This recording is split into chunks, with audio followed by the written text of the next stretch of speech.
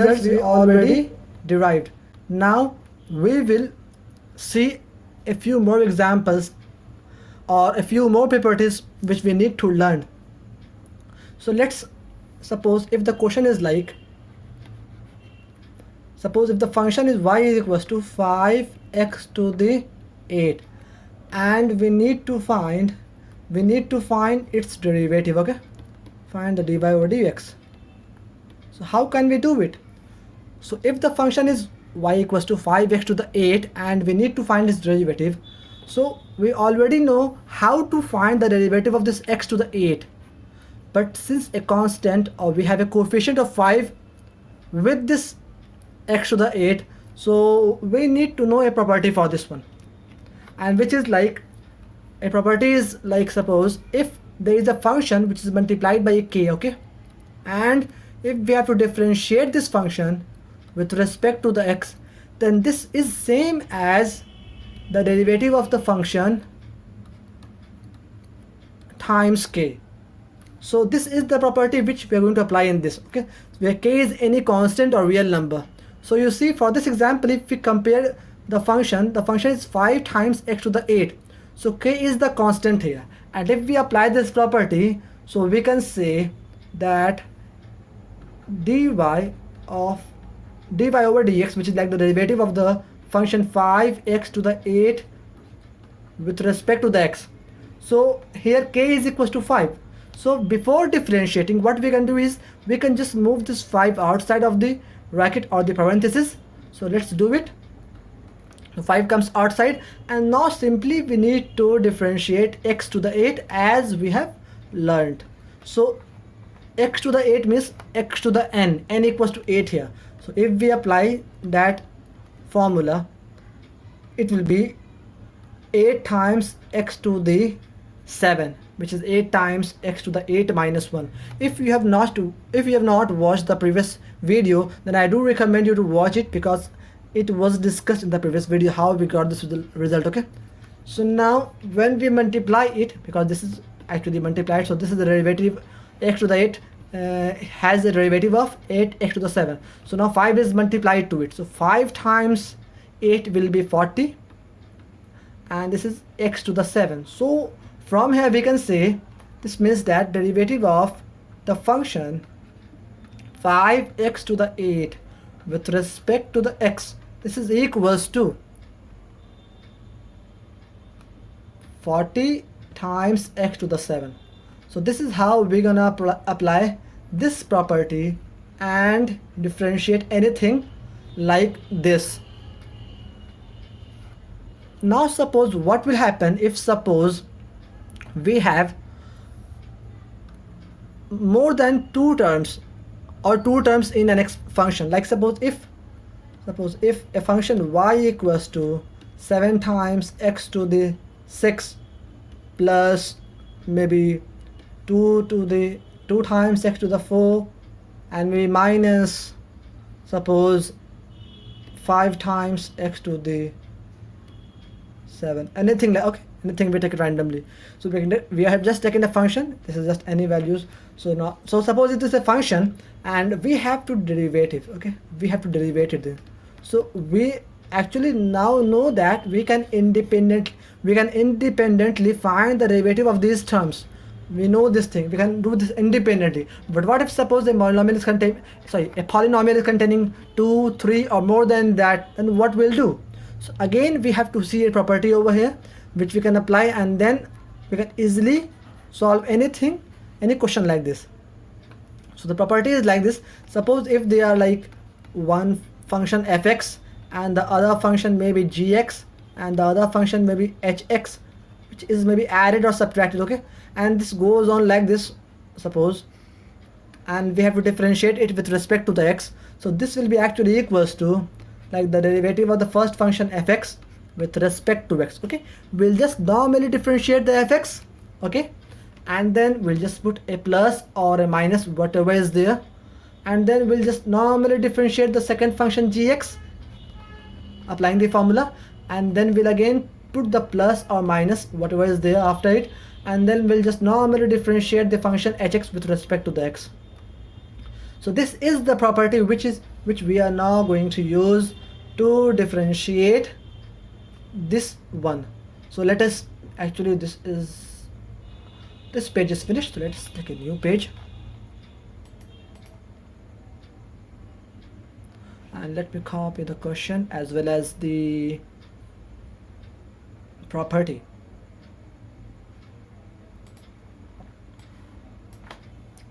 So I copy this whole thing from there and we move to the next page now.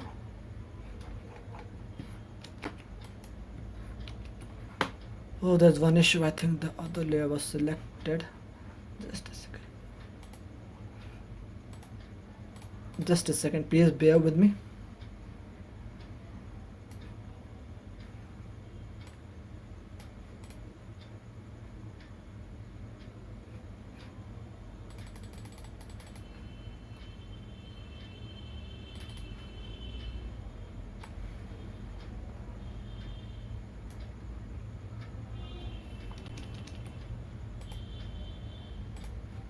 Now we go to the page and we copy it. Okay, so now we are going to apply this property and see how the result will come. So y equals to 7 times x to the 6 plus 2x to the 4 minus 5x to the 7. So first of all we write it, okay, we write it as it is. Y equals to 5x to the 6. Maybe let me just copy it, okay, I just don't want to have. So this is y, okay. So now if we differentiate the y, that is if we differentiate the y with respect to the x, so we can say like the first function here is fx equal to 7 times x to the 6. So we can just, first of all, if we just write the value of 4 there, okay, don't worry about it, that is 7x to the 6 plus 2 times x to the 4 minus 5 times x to the 7 with respect to the x. So the first function, now you see we have 3 terms in this polynomial, so we can use the same like property, okay, the fx, gx and hx. It can be more than this, it can be less than this, okay, sometimes there can be only 2 terms only. So if we first of all just take this function 7x to the 6 and we say like we just differentiate it normally, okay, so the derivative of whole of the function is like the derivative of the individual one along with the plus or minus whatever is there in between.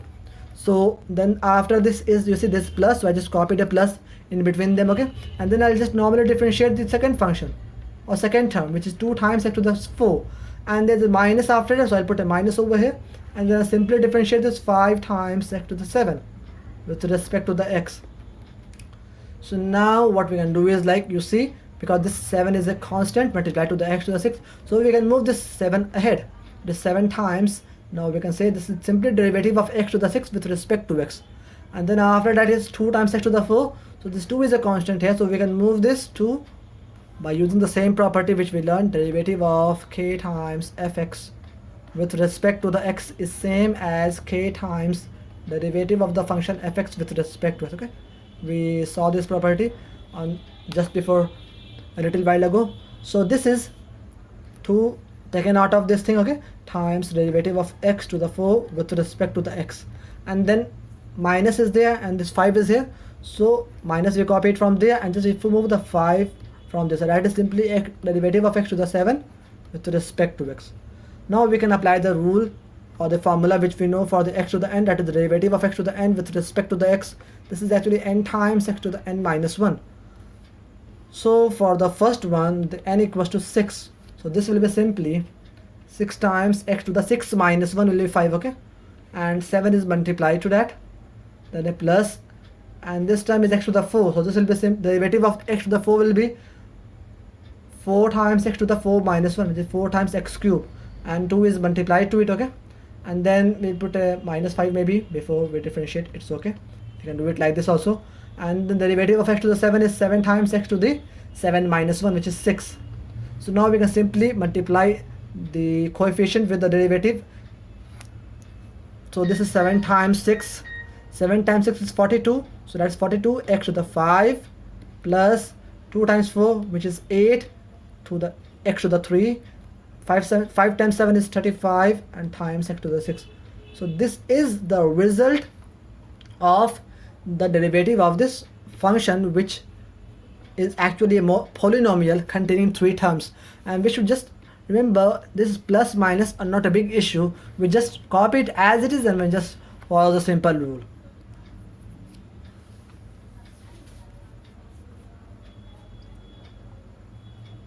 So now let's see maybe one other property which is a very important rule which is used widely throughout this process of the derivative most of the times, and that property is known as the quotient rule. Sorry, my pardon, it is actually product rule. So what is the product rule? Let us see it. Suppose if two functions are there, okay, one of the function is fx and the other function is gx, and these two functions are multiplied, or so when we have to find the derivative of such functions whose product is like given as the other function, so like derivative of the fx and gx, fx times gx we have to find with respect to the x. So this is actually same as, first of all what we can do is that we can simply differentiate the fx with respect to the x, and then we can multiply it with the gx, and then we can add it to the fx times the derivative of the function gx with respect to the x. So this is the formula. Let me repeat it again. What we do is actually we first of all differentiate the function fx and multiply it to the other function gx, and then we differentiate the function gx and multiply it to the fx, and then simply we add those two.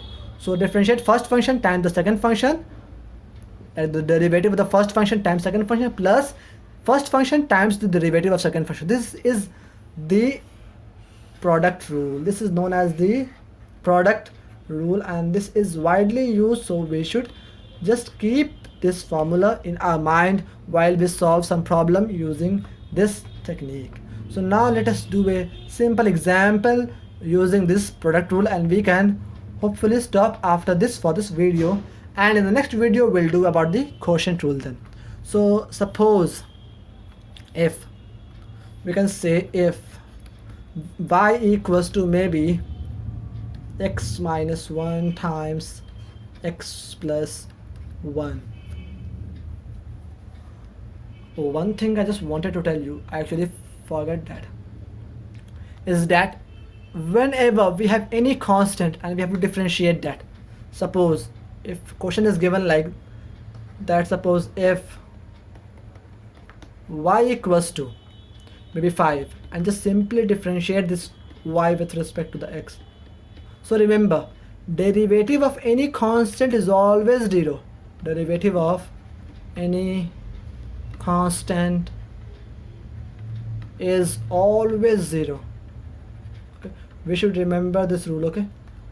Derivative of any constant is always 0. It will be no matter what constant it is, that whether it's positive or negative or anything, but derivative of that constant is 0. So since here y is equal to 5, which is a constant, because there is no other variable like x and y with this, so simply this is a constant, so we can say like derivative of the 5 with respect to the x, which is equals to 0. Similarly, suppose if we say someone asks me what is the derivative of pi with respect to the x, so pi is actually an irrational number, but it is also a constant, which is somewhat about 22/7, you know. So this is also equals to 0. What if suppose someone asks what is the derivative of e to the 3? E is a constant in itself, and e to the 3 is also a constant, because constant raised to a constant is always a constant. So if we need to differentiate this also, this is also 0. So we should remember that derivative of any constant, no matter whether it is rational, irrational, real, or anything, whatever it is, positive, negative, fraction, whatever, the derivative of any constant will be 0. So for this example we will just use this concept. That's why I just told you before we use it in this question. So here y equals to x minus 1 times x plus 1. So let us see how we can do it. So in this question, y equals to x minus 1 times x plus 1. Okay, so actually I want to use the product rule. I want to use the product rule in this one. So suppose if we assume the first function fx equals to x minus 1 and the other function gx equals to x plus 1,